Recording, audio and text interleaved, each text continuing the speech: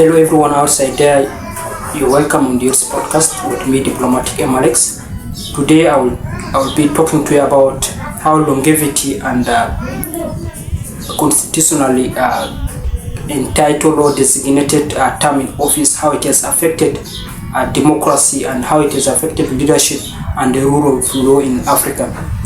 Mainly I will just wanted to narrow it and also bring typical examples in Africa where leaders that served for long and how their rule had affected democracy in their countries. Now, I would like to talk about Cameroon. Cameroon is also one of the democratic countries in Africa, and Cameroon had one of the longest serving presidents in Africa, and even in the world.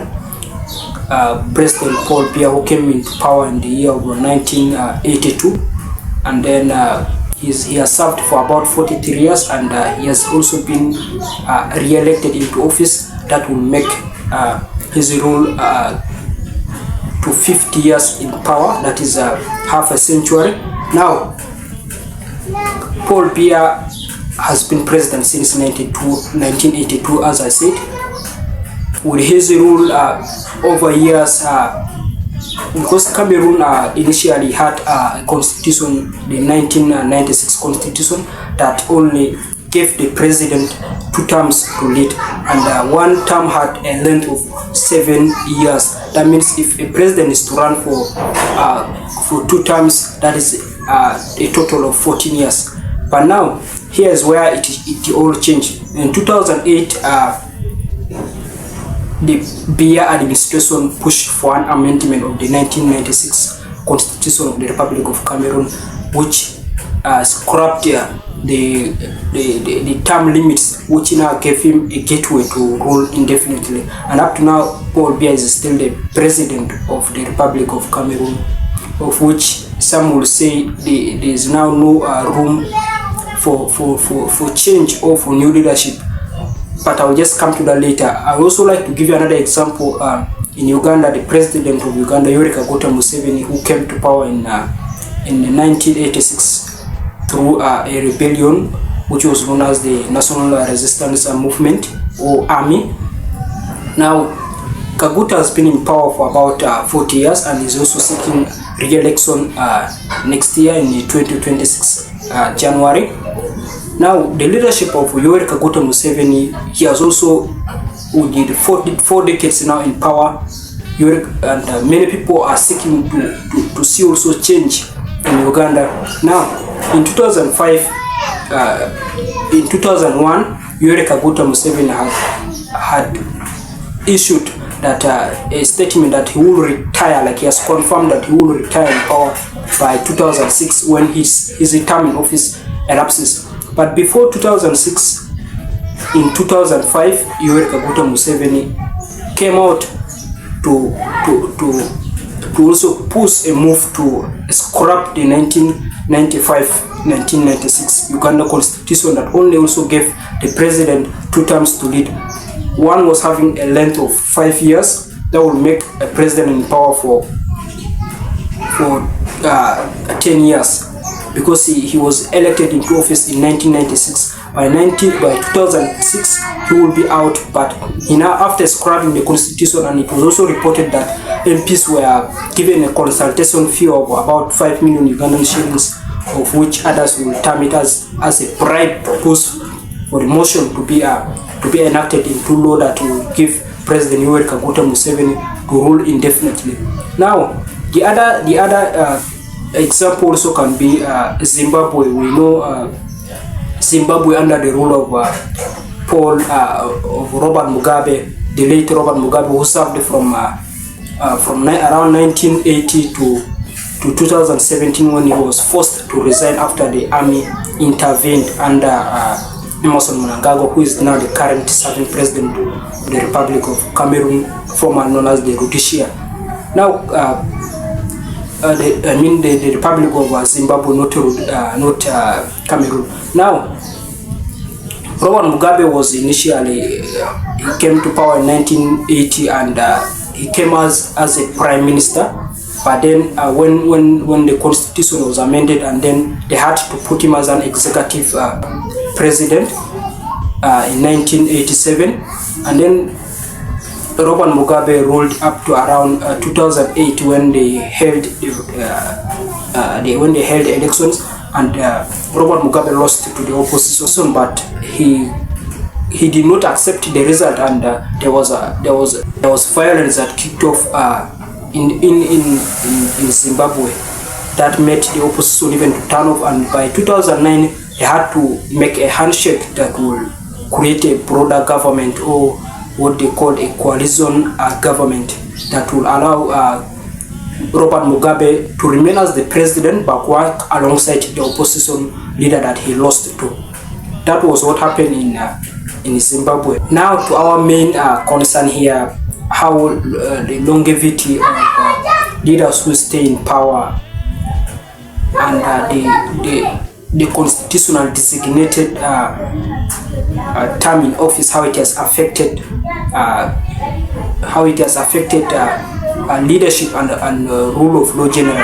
Now, first of all, these leaders, they served for more than 2 decades, and constitutionally their mandate was constitutional. I mean, their term in office can be only less than 14 years in power. But then, now the question here is,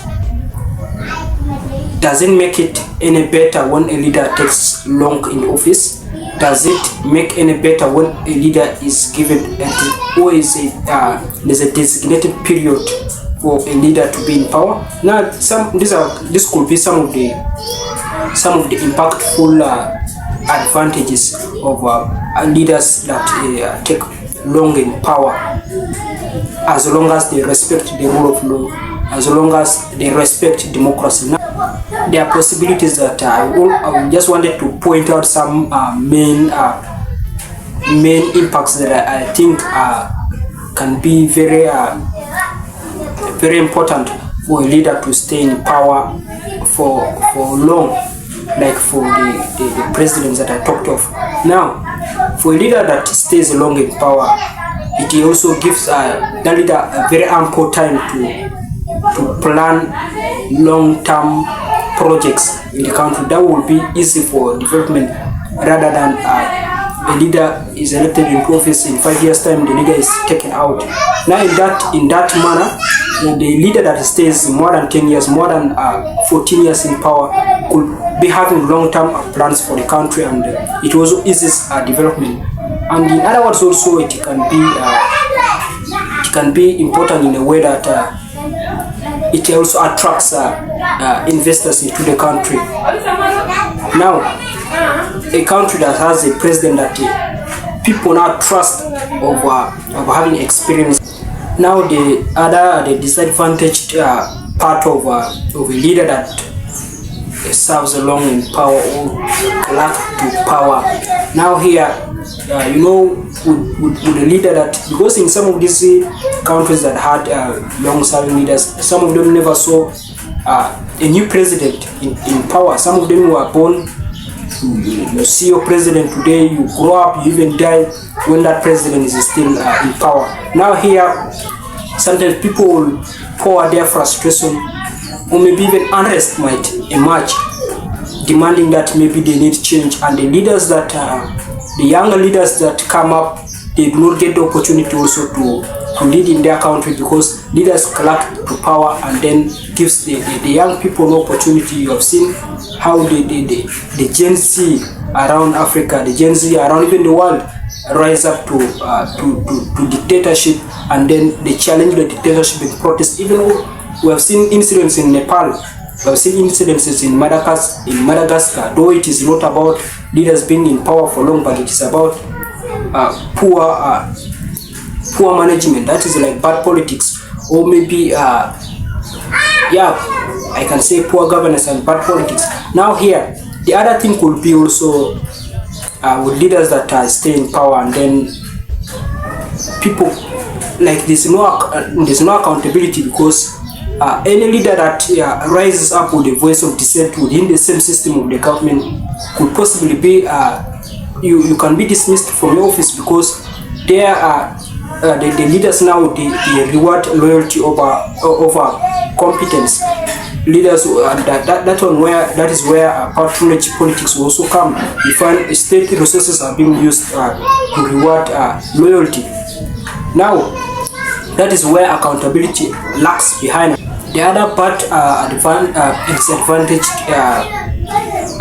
fact about leaders that stay in power for long, there is also a possibility that leaders even manipulate elections. You find the democratic institution, the electoral commissions are being controlled by these leaders that have been for long in power. We have seen now leaders win elections, but it is reports that they come out that elections have been rigged.